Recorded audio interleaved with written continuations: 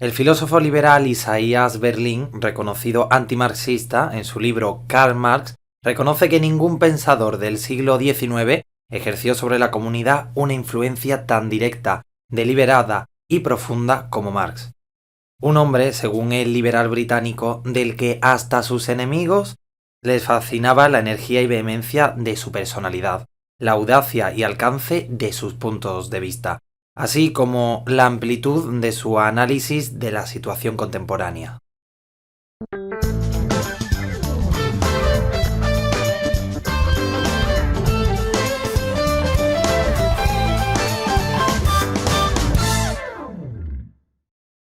¿Qué tal estás? Acomódate, porque iniciamos hoy una nueva perspectiva filosófica.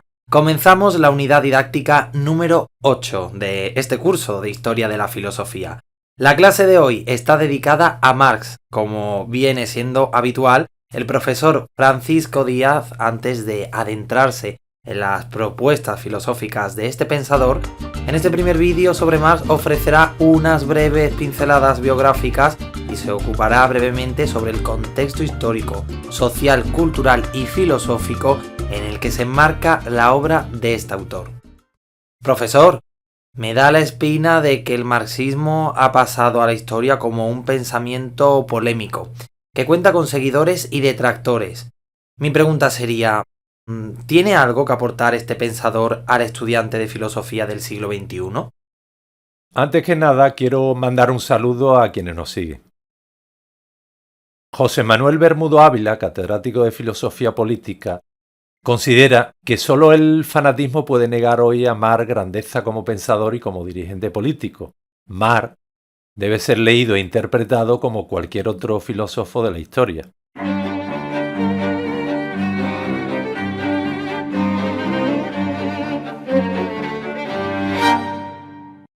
Karl Marx nació en 1818 en Trevery, una ciudad situada en la provincia del Rin del antiguo reino de Prusia. Nieto y sobrino de rabinos judíos, el padre de Marx sería el primero en la línea familiar en recibir una educación laica. Pertenecía a una clase media relativamente próspera, era poseedor de algunos viñedos en Mosela. Este hombre se convirtió del judaísmo al protestantismo luterano para evitar las restricciones antisemitas y tomó un nombre alemán, Heinrich, además del nombre judío Herschel. El padre de Marx, persona inclinada a la ilustración, estaba interesado en las ideas de los filósofos Immanuel Kant y Voltaire y participó en las agitaciones por una constitución y reformas en Prusia. En ese momento Prusia era gobernado por una monarquía absoluta.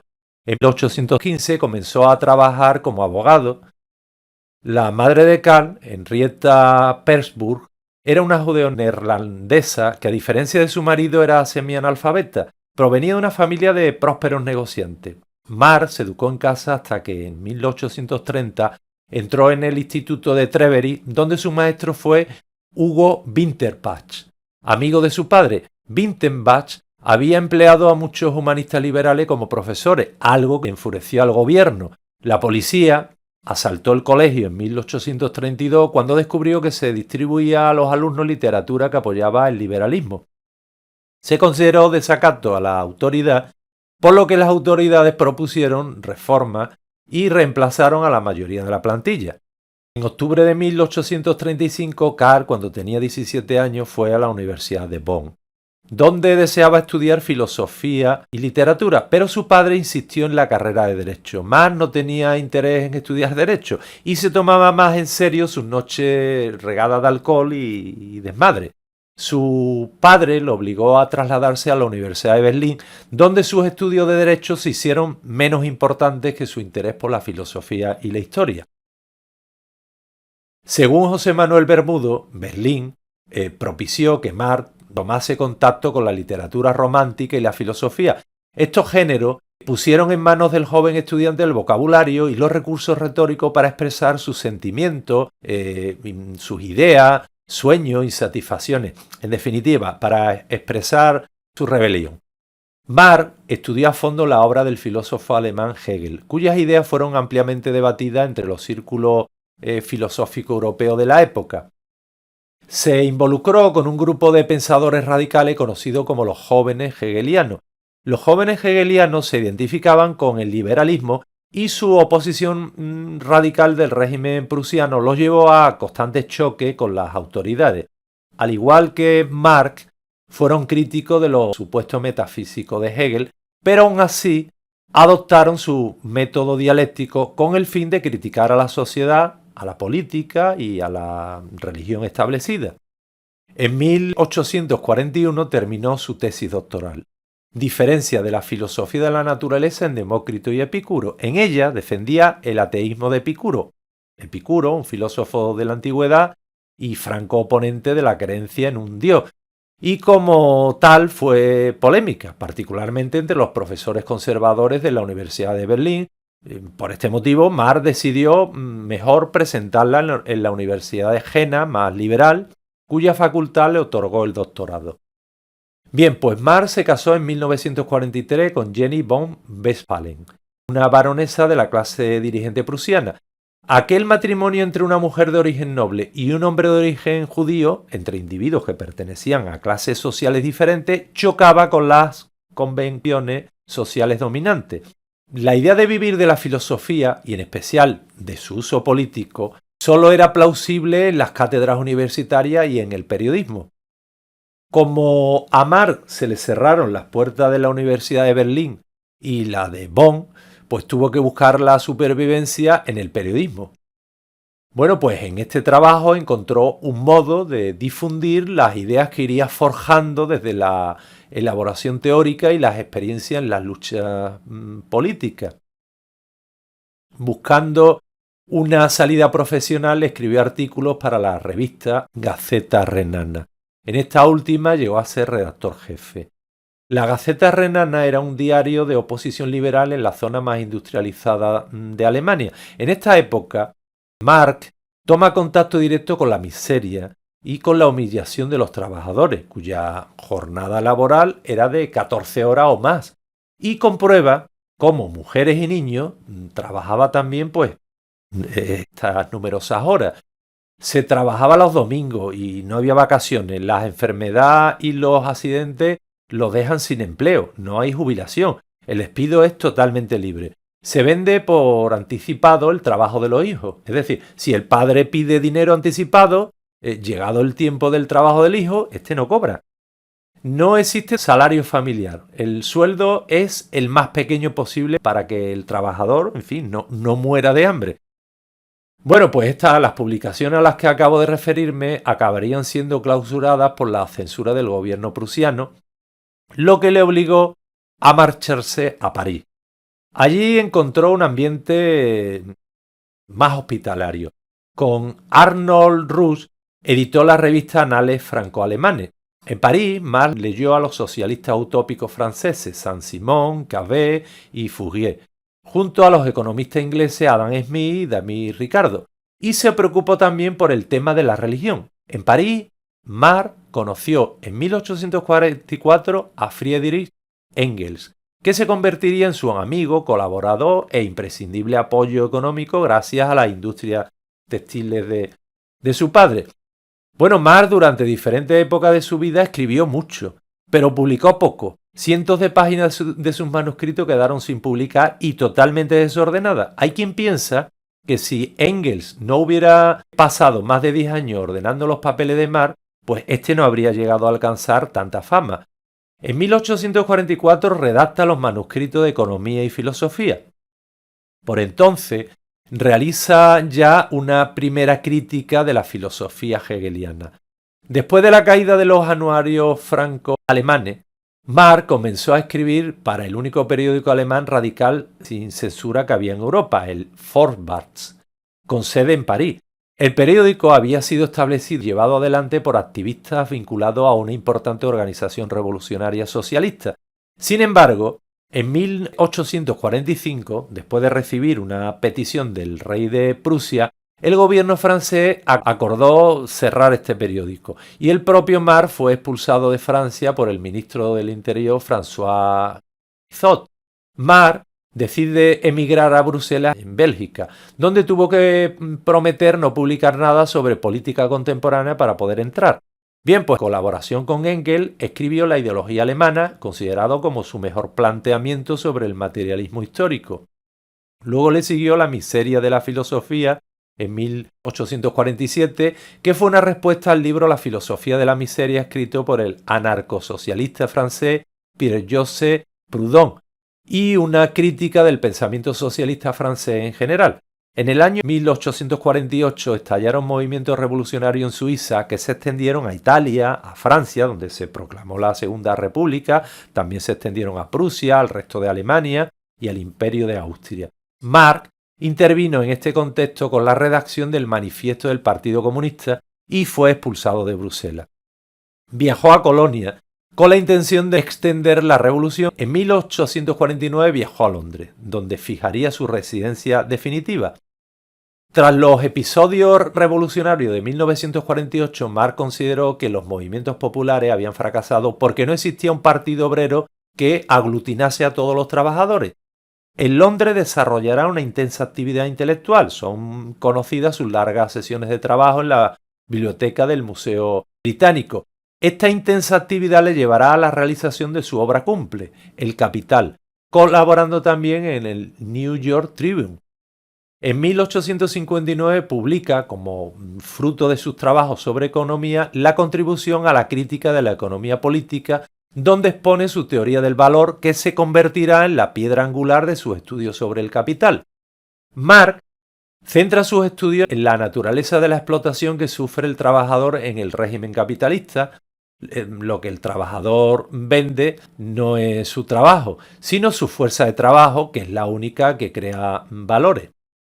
El trabajador recibe por la venta de su fuerza de trabajo el valor correspondiente al coste de su producción, el salario, pero crea un valor excedente del que se apropia el capitalista, según Marx, la plusvalía.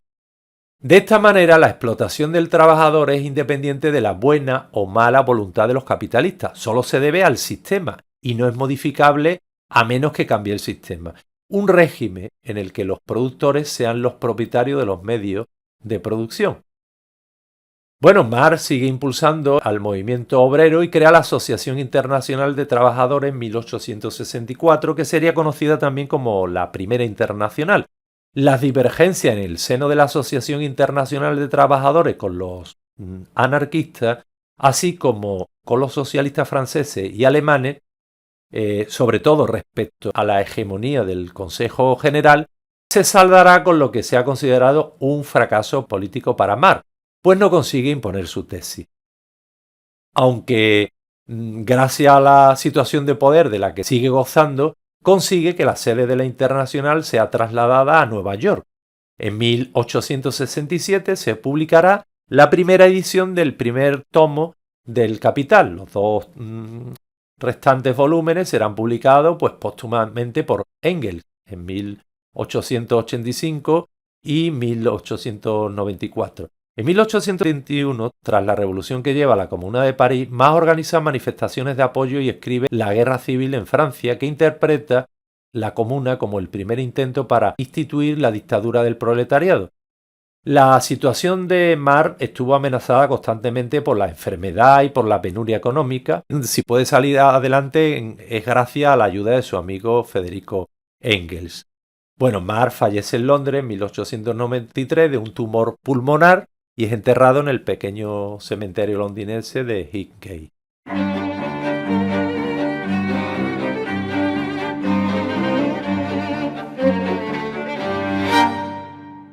Marx vive y crea su obra durante una buena parte del siglo XIX. Este siglo, llamado el siglo de la industrialización, fue una época de importantes cambios que afectaron a la esfera social, económica y política. Para entender su obra es importante contextualizarla dentro de estos cambios. Bueno, pues voy a intentar enumerar y explicar en qué consistieron estos cambios. Aumento demográfico y movilidad de la población.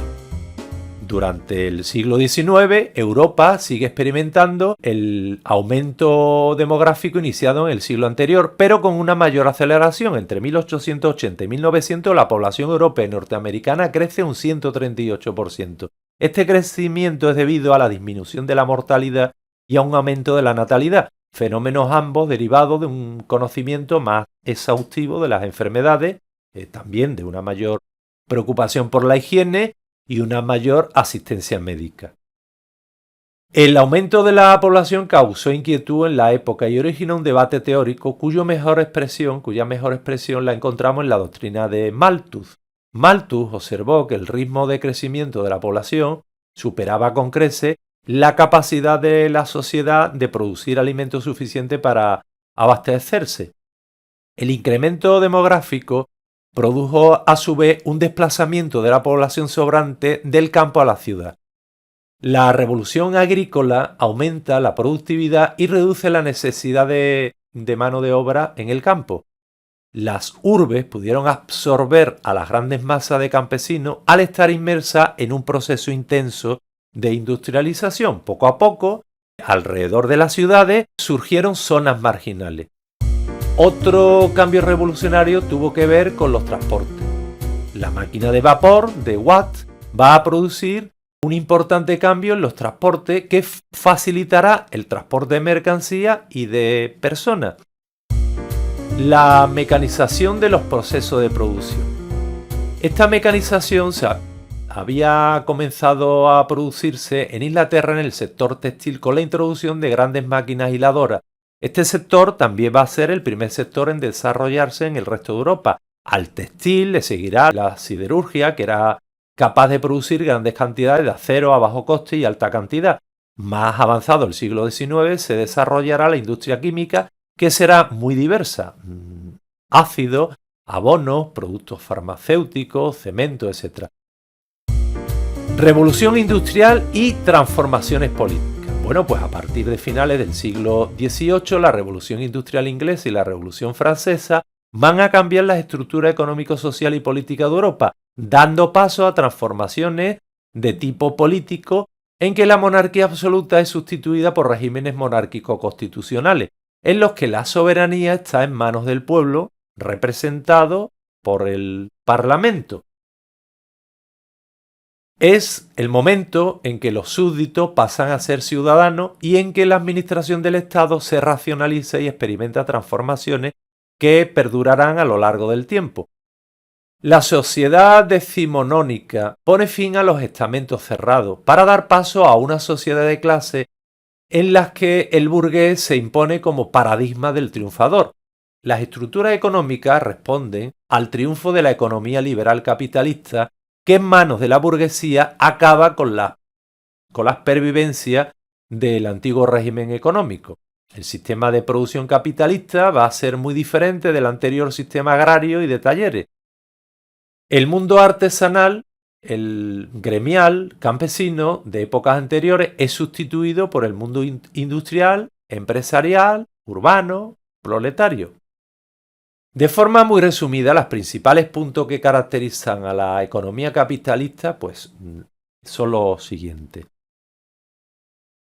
La producción ya no la realiza un taller con unos pocos artesanos, sino una fábrica a través de procesos mecánicos controlados por cientos e incluso a veces miles de trabajadores. Los obreros ya no se pueden considerar artesanos, es decir, no son ellos los responsables de la manufactura, no crean la pieza, sino que se hace a través de un trabajo en cadena en el que cada uno se ocupa de una parte de la manufactura. Y de igual modo, el obrero ya no es dueño de lo que fabrica como sucedía en los talleres, sino que toda la producción pertenece al empresario. El obrero únicamente pone su fuerza de trabajo en la producción. Para llevar a cabo este proceso hace falta mucho dinero. Hay que pagar locales, materia prima, máquinas, salarios, etc. Hace falta una inversión inicial muy elevada, es decir, hace falta capital. Por eso el sistema se denomina sistema capitalista. Los cambios que se producen entre el final del siglo XVIII y los comienzos del siglo XIX pueden crear la impresión de que las antiguas estructuras hubieran desaparecido repentinamente, como si el antiguo régimen se hubiera transformado totalmente. La realidad es mucho más compleja. El antiguo régimen pervive con el nuevo. Singularmente, cuando en 1815 la Restauración pretenda dar marcha atrás y situarse en estadios prerrevolucionarios. La Revolución de 1830 trajo consigo una constitución que reconocía de nuevo la soberanía nacional. El rey de Francia ya no lo es por derecho divino, sino por voluntad de los franceses. Y en Alemania destaca la posición conservadora sustentada por el rey Federico Guillermo de Prusia, que genera un acusado descontento entre los liberales prusianos y los intelectuales de Renania. En Renania habían proliferado y triunfado los ideales revolucionarios franceses. En 1848 tiene lugar la primera revolución proletaria. Las manifestaciones iniciadas en Francia se difundieron en rápida expansión por prácticamente toda Europa central, Alemania, Austria, Hungría y por Italia. En este contexto de revolución industrial fue determinante para ello el nivel de desarrollo que habían adquirido las comunicaciones, por ejemplo, el telégrafo o el ferrocarril. Cuando el proletariado amenazó el orden social, la pequeña y la gran burguesía, pues se unieron ante la subversión proletaria, aunque su éxito inicial fue poco duradero. Y todas las revueltas reprimidas o reconducidas las situaciones políticas a un sistema conservador. Pero su trascendencia histórica fue decisiva, pues quedó clara la imposibilidad de mantener sin cambio el antiguo régimen, como hasta entonces habían intentado las fuerzas contrarrevolucionarias de la Restauración. Más tarde, en 1871, se produce un nuevo brote revolucionario, la Comuna de París, que da origen a la Tercera República. ¿Puedes aclarar un poco más qué significó la Comuna de París?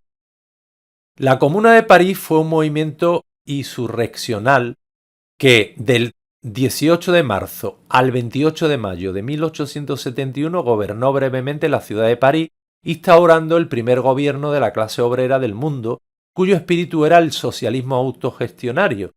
La Comuna gobernó durante 60 días promulgando una serie de decretos revolucionarios, como la autogestión de las fábricas abandonadas por sus dueños, la creación de guarderías para los hijos de las obreras, la laicidad del Estado, la obligación de las iglesias de acoger a las asambleas de vecinos y de sumarse a las labores sociales, la remisión de los alquileres impagados y la abolición de los intereses de las deudas. La comuna casi de inmediato fue sometida al asedio del gobierno provisional y fue reprimida con extrema dureza. Otro cambio importante tiene que ver con el afianzamiento de la burguesía y la aparición de la clase obrera. El desarrollo de la revolución industrial propició el surgimiento de dos grupos sociales enfrentados, la burguesía y los obreros. Aprovechando la debilidad política de la nobleza, la burguesía cogió las riendas de la economía y se hizo también con el poder político. Las revoluciones liberales le trajeron el reconocimiento de derechos políticos y el control del Estado mediante elecciones censitarias. En el ámbito económico, el liberalismo burgués propone un Estado que asegure una economía regida por la ley de la oferta y la demanda y cuya única función sea garantizar la propiedad privada. Esta sociedad burguesa es la sociedad capitalista que, al afianzar solo los derechos políticos y el funcionamiento del mercado, consolidó el dominio burgués. La clase obrera designa al conjunto de trabajadores que, desde la revolución industrial, aportan el factor trabajo en la producción y a cambio reciben un salario o contraprestación económica. No son propietarios de los medios de producción. Clase obrera es una expresión que se contrapone a la expresión clase burguesa. La burguesía es el sector social que posee el capital. Los obreros también se diferencian de los artesanos, pues los artesanos suelen ser propietarios de los medios de producción. Supongo que las condiciones laborales de la clase obrera no eran muy halagüeñas. Supones bien. Durante el siglo XIX las condiciones laborales de la clase obrera eran miserables. Eran miserables, con jornada de trabajo larguísima. Jornada de trabajo larguísima que incluía incluso los domingos. Los trabajadores eran sometidos a una disciplina inhumana y no contaban con ningún tipo de protección social. La escasa asistencia era cubierta por la caridad. A esto, pues habría que añadir la explotación infantil. Esta situación degradante desemboca en una reacción que, si bien al principio fue espontánea e irracional, poco a poco va organizándose. La clase obrera comenzaba a tomar conciencia de sí misma. Va a ser en Inglaterra donde a partir de 1820 nacerán los primeros sindicatos, que eran asociaciones locales de obreros de un mismo oficio. ¿Y cómo eran sus viviendas? En las zonas industriales se pensó que sería conveniente que las viviendas de los trabajadores estuvieran cerca de las fábricas. Así surgieron los barrios obreros. Los barrios obreros crecieron de forma desordenada, sin que los poderes municipales se preocupasen de atender a los servicios mínimos. Me refiero al trazado ordenado de calle, el alumbrado público, la conducción de agua, alcantarilla, basura, etc. Las calles y patios estaban muy degradados por el amontonamiento de basura y desperdicio. Al no haber desagüe, las aguas sucias se estancaban. Esta situación, unida al hacinamiento y la mala ventilación, aumentaban el peligro de infecciones. El interior de las viviendas era muy pobre, con pocas habitaciones, siendo frecuentes las cocinas y letrinas comunitarias. ¿Y cómo eran los momentos de ocio de los obreros? Bueno, el centro de ocio de los obreros era la taberna. Prácticamente este era el único lugar que permitía relacionarse fuera del trabajo. Este hecho, junto con las duras condiciones laborales, tuvo mucho que ver con el alto grado de alcoholismo existente entre las clases trabajadoras. El movimiento obrero intentó mejorar el ocio de los obreros a través de nuevos centros como las casas del pueblo, donde además de reunirse para debatir sobre aspectos laborales y políticos, pues se podía encontrar una alternativa a la taberna con clases, charlas, teatro, biblioteca, etc.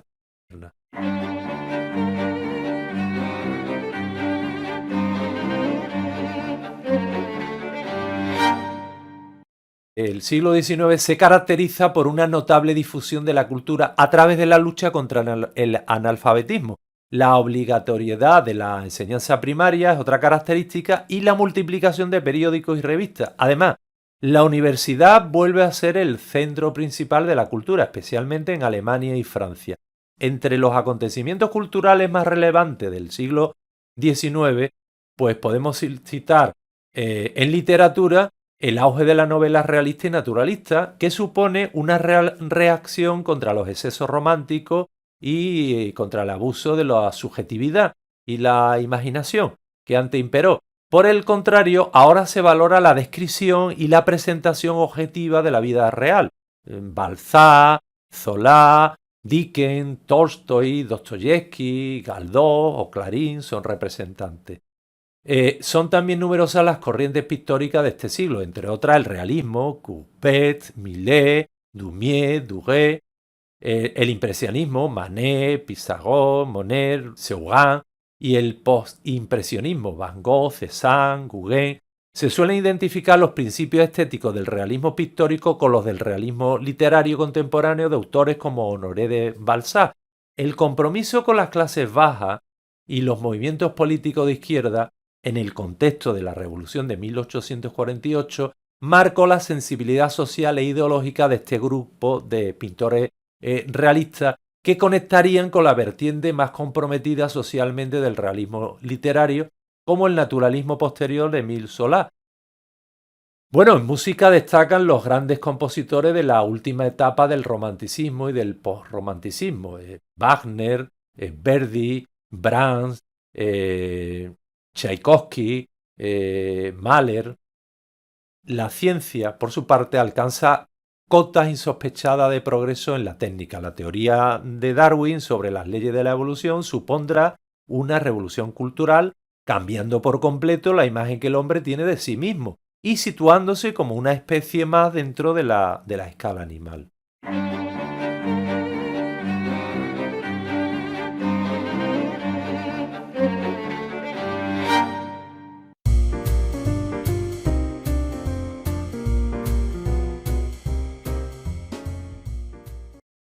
La aportación hegeliana a la historia del pensamiento que Marx estima más decisiva es la noción de dialéctica. Hegel denomina dialéctica al devenir propio del ser, de la realidad entera. La realidad no es estática, como bien había señalado ya Heráclito. La realidad se mueve a partir de luchas y contradicciones internas por oposición de contrarios.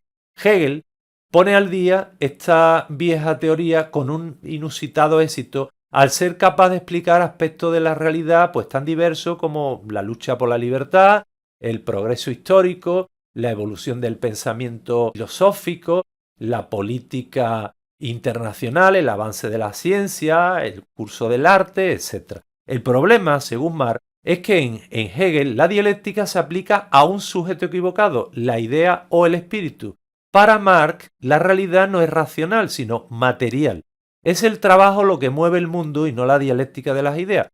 El método dialéctico es adecuado para explicar las diversas caras de la realidad porque bajo la apariencia de multiplicidad y caos se esconde una unidad y racionalidad que coincide con los principios de la razón humana. Podemos pensar la realidad porque es racional y no hay más realidad que las ideas que son objeto de la razón. De ahí el nombre de idealismo absoluto para designar el sistema hegeliano. Los jóvenes discípulos de Hegel estaban cautivados por la idea de que la realidad se despliega de forma dialéctica, pero no aceptaban el conservadurismo del maestro al concebir el estado prusiano como la más perfecta encarnación de lo que Hegel denominaba el espíritu absoluto, y se constituyeron en una corriente de pensamiento liderada por Bruno Bauer. Este grupo de pensadores recibió el nombre de izquierda hegeliana, por oposición a la derecha hegeliana que, apoyándose en las últimas obras del maestro de Hegel, intentan justificar el orden social establecido. La visión de la derecha hegeliana domina en las universidades y en las instituciones.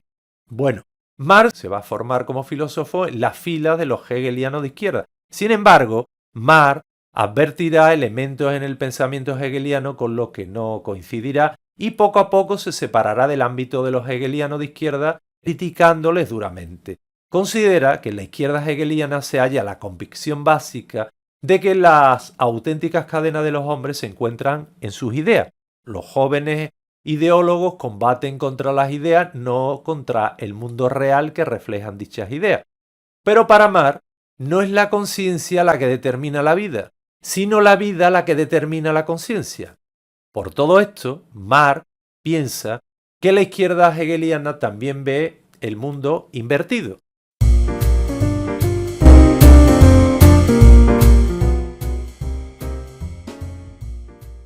Feuerbach fue el representante de la izquierda hegeliana más influyente en Marx. Había sido un crítico implacable del idealismo hegeliano y su concepción de la filosofía era claramente materialista. Un resumen de sus principales ideas sería el siguiente. Feuerbach sitúa al hombre real y concreto como punto de partida y único fundamento válido de su sistema filosófico. Huye del idealismo y espiritualismo abstracto que caracterizó a Hegel y a Kant e intenta estudiar al hombre concreto en su entorno social y cultural. Dirá que lo que caracteriza al hombre como especie es su conciencia de sí mismo, de ser humano, que le diferencia del resto de los animales. Dirá también que el error del hombre religioso ha estado en proyectar las mejores cualidades del ser humano en un ser al que llama Dios, trasladando a un ser ficticio la dignidad y valor que solo al hombre corresponde. Bondad, infinitud, inteligencia, sabiduría no son más que rasgos humanos que el hombre proyectó sobre lo divino. También dirá que Dios no es más que el reflejo de los ideales y los mejores deseos del hombre, una creación nuestra gracias al poder irresistible de la imaginación que proyecta en un ser infinito los contenidos de la conciencia humana. Y dirá que el hombre religioso está alienado, pues se ha convertido en un extraño para sí mismo. Por ello, es preciso acabar con la religión para que el hombre se dé a sí mismo la importancia que merece. El hombre será verdaderamente libre cuando reconozca que no hay más Dios que él mismo. Dios no es más que el resultado de proyectar rasgos humanos mediante la imaginación, la ilusión y la fantasía, terminará diciendo.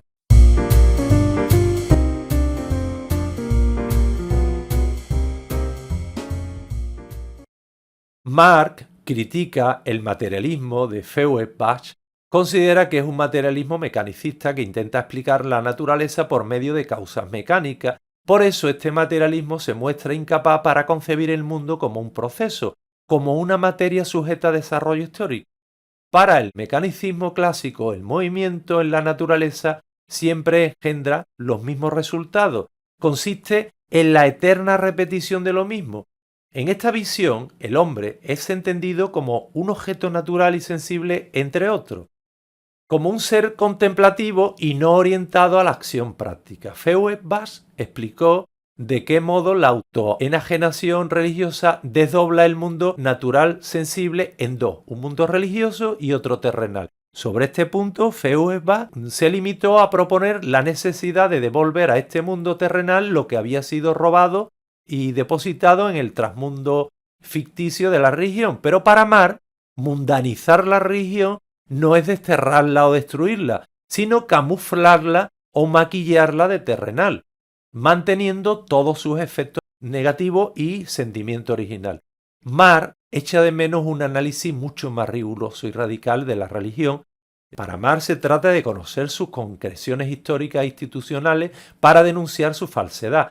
Hay que extirpar prácticas y ritos concretos, dirá. Ritos concretos que, amparadas en el sentimiento religioso, son meros instrumentos de dominación, alienación y deshumanización en la sociedad y en la historia. Marx critica el idealismo oculto que aparecía en Feuerbach. El materialismo de Feuerbach se sitúa fuera de la historia y conserva todavía el sentimiento religioso en el hombre, como elemento diferenciador entre hombres y animales. Feuerbach pretendió definir la esencia del hombre al margen de la sociedad y la historia, y esto lo critica Marx. Si consideramos el hombre como separado e independiente de las relaciones sociales y de la historia, lo convertiremos en un individuo desgajado y desencarnado, un individuo que no vive en un mundo real, un mundo históricamente surgido e históricamente determinado.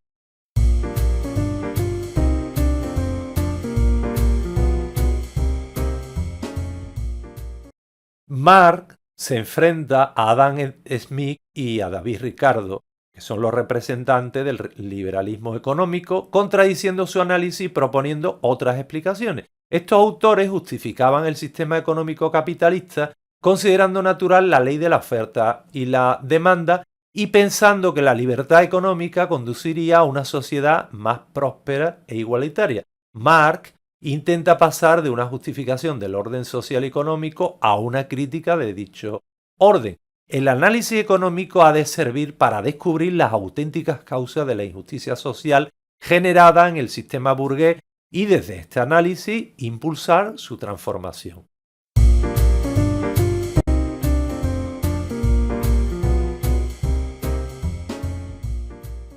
En París, en 1843, Marx conoció a los seguidores de Saint-Simon, las ideas de Fourier y las posiciones de Orwell. Robert Orwell, la figura más notable de los pensadores ingleses que se preocupan por mejorar las condiciones de los obreros, trató de llevar a la práctica sus ideas sobre la organización del trabajo y la distribución de la riqueza, estableciendo el seguro social, bibliotecas, escuelas para niños y adultos y otras prestaciones para los obreros en una comunidad que llamó New Harmony. Marx y Engels califican estas propuestas como las primeras propuestas auténticamente socialistas. Sin embargo, les critican que no identifiquen dentro del sistema industrial las condiciones que permitirán la liberación del proletariado y que la sustituyan por una sociedad idílica inventada por ellos. De ahí que califican estos proyectos de socialismo utópico. También conoció el anarquismo de Proudhon y Bakunin. Este movimiento, mucho más sindicalista que el socialista, chocó con Marx en la Primera Internacional, organización que expulsó a Bakunin por creer que la revolución no vendría de los obreros sino del campesinado, y por proponer la supresión del Estado. Según Marx, el Estado solo podrá eliminarse una vez alcanzada la sociedad comunista. Bien, el contexto filosófico en el que se enmarca la obra de Marx nos ha llevado al final de la clase de hoy. Gracias por la atención prestada. Efectivamente, aquí ponemos el punto final a la primera sesión sobre Marx dedicada a exponer los principales datos biográficos de Marx y a describir el contexto histórico, cultural y filosófico que enmarca sus propuestas filosóficas. En la próxima sesión nos adentraremos al pensamiento filosófico de este influyente pensador. Un saludo y suerte.